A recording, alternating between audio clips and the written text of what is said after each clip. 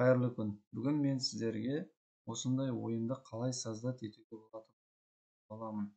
Жалпы ойын интерактивті тақтада оқушыларға көрсетуге болатын тиімді әдістердің бірі. Ойынымыз қазақ тілінде, жалпы 3 кезеңнен тұрады. Бірінші, екінші, үшінші және соңғы кезең бар. Барлығы қазақ тілінде. Ойынды ең алдымен қалай жасауға болады? Мысалы, сіз кез келген пән бойынша жасауыңызға болады.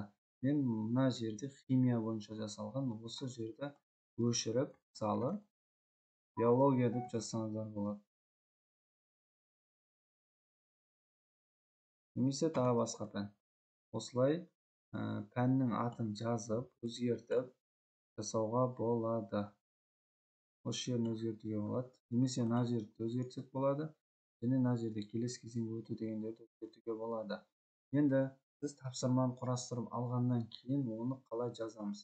Мысалы, мына жерге бір сөз жазамыз. Тапсырманы құрастырғаннан кейін сөз жазу үшін былай жазамыз. Мысалы, қазақ тілі маса деген сөз жазатын болсақ, мысалы, ма, былай өшіріп жазамыз, ма, а, с, а.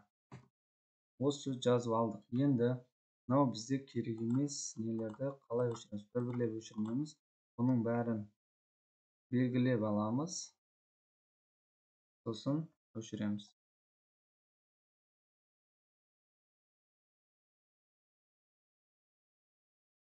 Белгілеп алып, керек емес сөздерді өшіріп тастаймыз. Енді бізде маса деген сөз қалды, болды. Бұл бірінші кезеңге, мысалы, маса деген енді дайын. Екінші кезеңге де, мысалы, тапсырмаңызды осылай құрастырып аласыз. Үшінші кезеңге де, төртінші кезеңге, соңғы кезеңге де құрастырып аламыз. Сосын мына жерде показать слайдовқа басып, сначала бастаймыз. Ойынды бастауға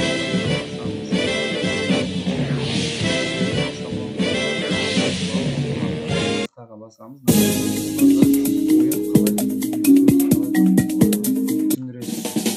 Дұрыс деген батырманы басамыз. Мына жерде бізде керемет деген, мысалы, дұрыс жауапты тапқан кезде осыны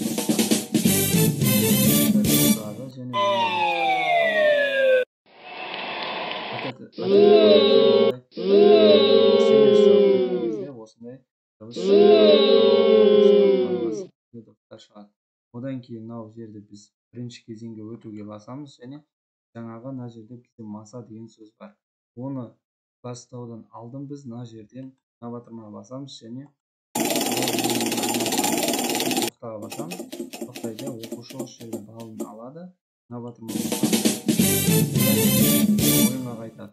Осы жерде мысалы сөзді айтады, немесе әріп айту арқылы мынау жердегі сөзді табамыз. Жазылған осы батырмаларды басу арқылы дауыстарын шығаруға болады. Одан кейін бірінші кезең біткеннен кейін екінші кезең, үшінші кезең осы батырманы басу арқылы өткіземіз. Барлық кезеңдерде бізде мынау колесо отырып орындауға болады.